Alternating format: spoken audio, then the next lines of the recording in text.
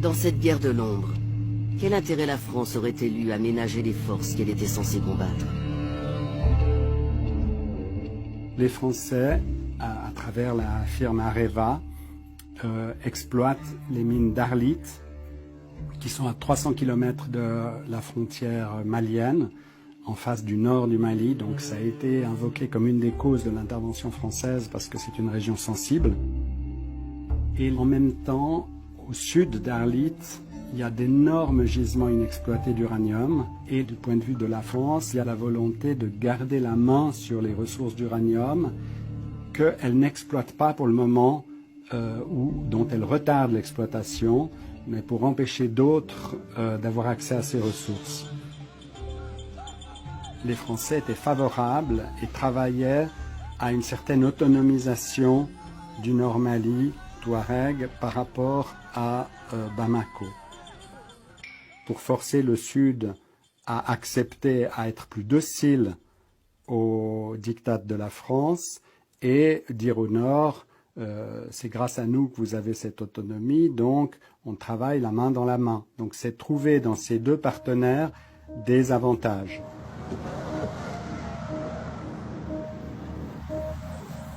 Dans cette partie d'échecs, la France n'est pas seule.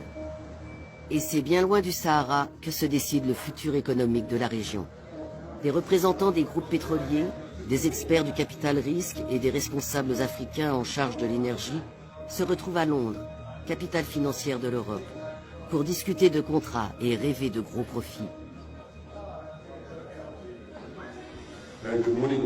Bonjour mesdames et messieurs et bienvenue à ce 11e forum de l'Afrique indépendante.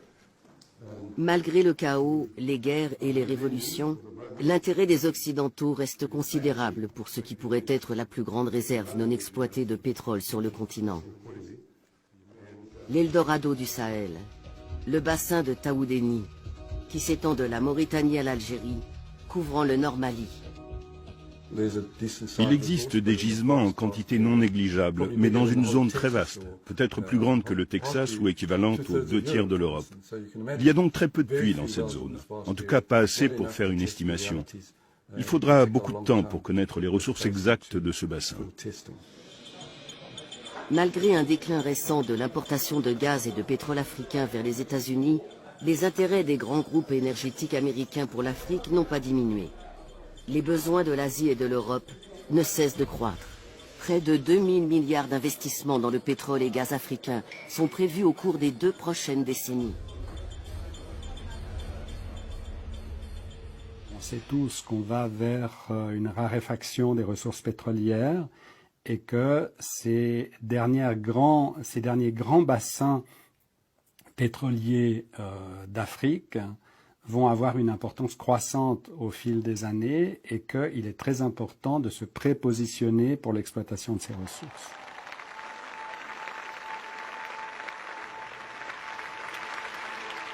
En mai 2014, Obama annonce qu'il va consacrer 5 milliards de dollars supplémentaires à la lutte contre le terrorisme mondial.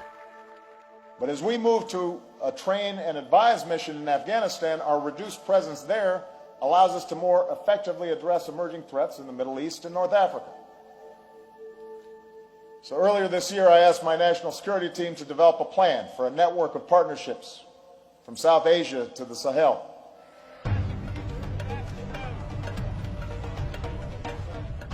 « 130 ans après la conférence de Berlin, un nouveau partage du continent africain s'effectue pour garantir l'approvisionnement en pétrole, en minéraux stratégiques, en terres arables et même en eau sous les sables du désert.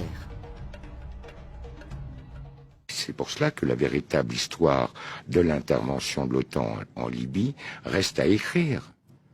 Mais elle découle de cette affaire non, mais pas du tout, parce que la France à elle seule ne pouvait pas mener cette intervention. Les Britanniques aussi y ont été associés. Il fallait qu'il y ait les États-Unis qui ont été associés, l'ensemble des pays de l'OTAN, même la Norvège y a été associée, le Qatar y a été associé, les Émirats Arabes Unis y ont été associés, l'Arabie Saoudite y a été associée. Mais vous avez été au cœur du système libyen, vous avez été au cœur de l'État libyen. Oui, mais je vais vous dire pourquoi. Je pense que Kadhafi a signé son arrêt de mort lorsqu'il a décidé de créer une monnaie commune à l'Union africaine. Car je vous rappelle que la Libye fait partie de l'Union africaine. Que le siège de cette banque, de la banque qui devait émettre cette monnaie, avait déjà été fixé au Cameroun. Je vous rappelle que dans le cadre du financement de cette banque, l'État libyen apportait 90% du capital requis.